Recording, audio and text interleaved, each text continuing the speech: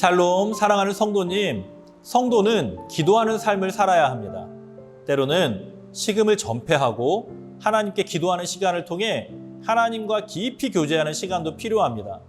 세중앙교회는 지금 교회 설립 40주년 기념하여서 전교인 40일 릴레이 금식 기도회를 진행하고 있습니다.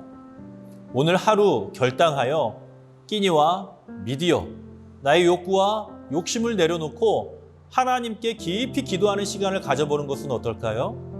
하나님께서 성도님과 온 교회가 함께 기도하면 큰 은혜를 주시고 하나님 나라의 역사를 이루어 가실 줄로 믿습니다. 말씀을 읽겠습니다. 이에 예수께서 제자들과 함께 겟세마네라 하는 곳에 이르러 제자들에게 이르시되 내가 저기 가서 기도할 동안에 너희는 여기 앉아 있으라 하시고 베드로와 세베대의 두 아들을 데리고 가실새 고민하고 슬퍼하사 이에 말씀하시되 내 마음이 매우 고민하여 죽게 되었으니 너희는 여기 머물러 나와 함께 깨어 있으라 하시고 조금 나아가사 얼굴을 땅에 대시고 엎드려 기도하여 이르시되 내 아버지여 만일 할만하시거든 이 잔을 내게서 지나가게 하옵소서. 그러나 나의 원대로 마시옵고 아버지의 원대로 하옵소서 하시고 제자들에게 오사 그 자는 것을 보시고 베드로에게 말씀하시되 너희가 나와 함께 한 시간도 이렇게 깨어 있을 수 없더냐.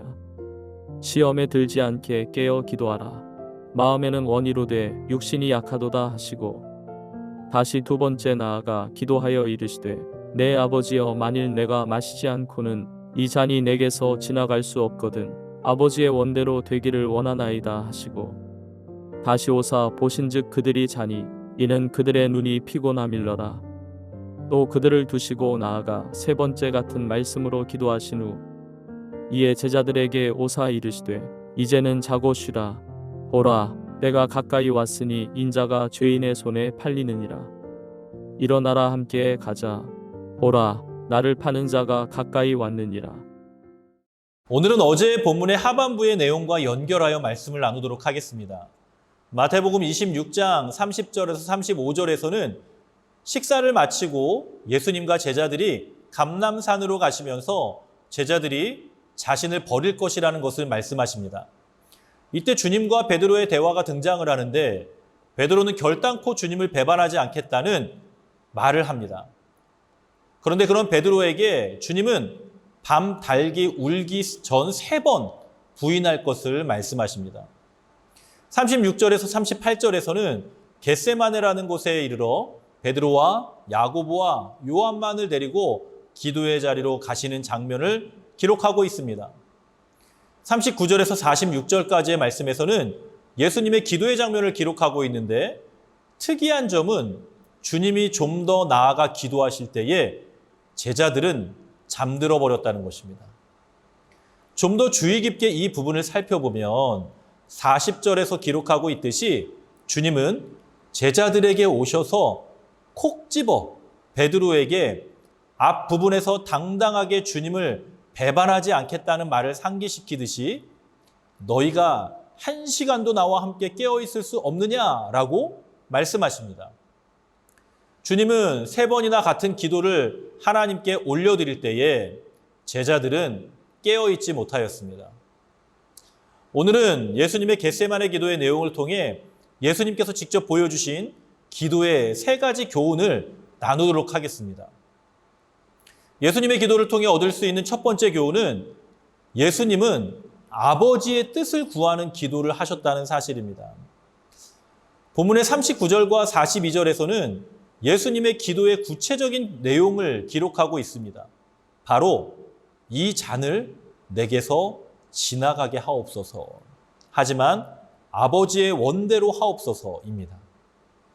이 잔이라는 것은 바로 십자가의 고난을 의미하는 것입니다. 하나님의 아들이시면서 하나님이신 예수님께 이 죽음은 우리가 상상도 할 수 없을 만큼의 고통이었습니다. 육체의 고통뿐 아니라 영혼의 고통이었습니다. 하나님의 아들이 인간의 손에 의해 죽임을 경험하게 되는 치욕적인 사건이 되는 것입니다. 하지만 주님은 그 길을 피하지 않고 하나님 아버지께 뜻을 구하고 있습니다. 기도는 하나님의 뜻에 나의 뜻을 굴복시키는 과정이 되는 것입니다.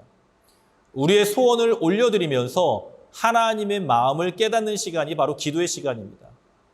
빌립보서 2장 5절 이하에서는 주님의 마음에 대하여 기록하는데 사람의 모양으로 나타나시고 자기를 낮추시고 죽기까지 복종하셨다라고 말씀합니다. 하나님의 뜻을 구하는 자가 순종의 자리 가운데 나아갈 수 있는 것입니다. 두 번째 교훈은 예수님은 깊이 기도하셨다는 것입니다.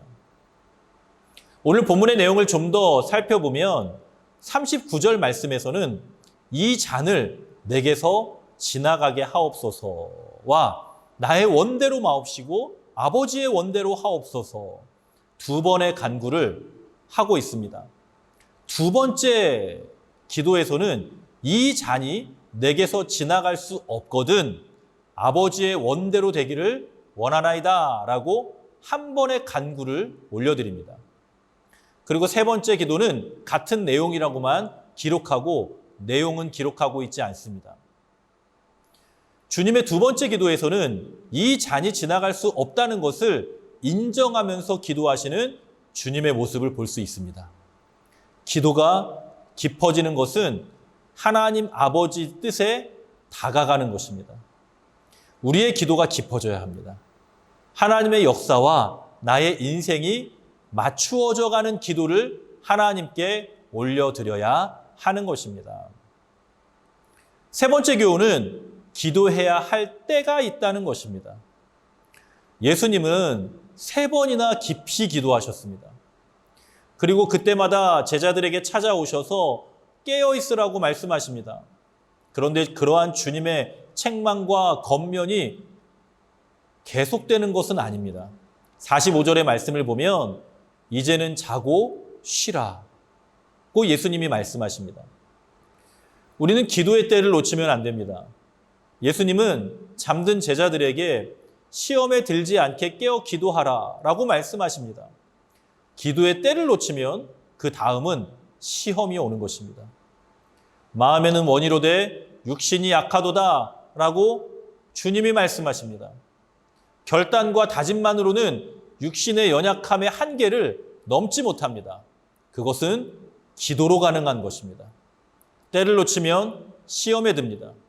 이것의 큰 문제는 시험에 들어있는 시간에는 하나님의 일을 생각하지 못한다는 데 있습니다. 전도와 선교의 일, 하나님의 나라의 일, 죽어가는 영혼들을 구원하는 일, 교회와 공동체를 위하여 봉사하고 헌신하는 일, 예배를 세우고 믿음으로 살기 위한 일. 그렇기 때문에 언제나 지금이 바로 기도할 때임을 우리가 기억하고 기도의 때를 놓치면 안 되는 것입니다.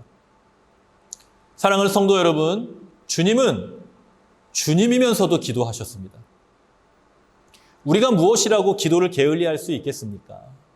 주님은 주님이신데도 하나님의 뜻을 구하며 기도하셨습니다. 무지한 우리가 기도하지 않으면 어떻게 하나님의 뜻을 알 수가 있겠습니까?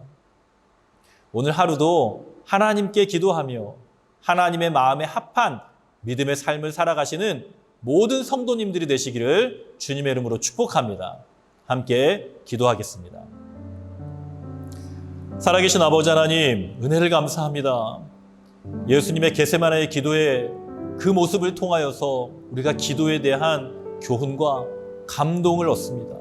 하나님 아버지, 우리의 기도가 주님을 닮은 기도가 되게 하여 주옵소서.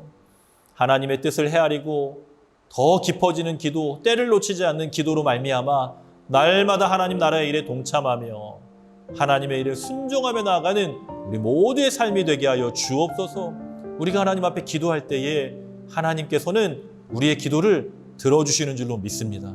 기도를 통하여 하나님의 놀라운 은혜와 하늘의 놀라운 축복을 경험하는 우리의 삶이 되게 하여 주시옵소서. 예수님의 이름으로 축복하며 기도드리옵나이다. 아멘.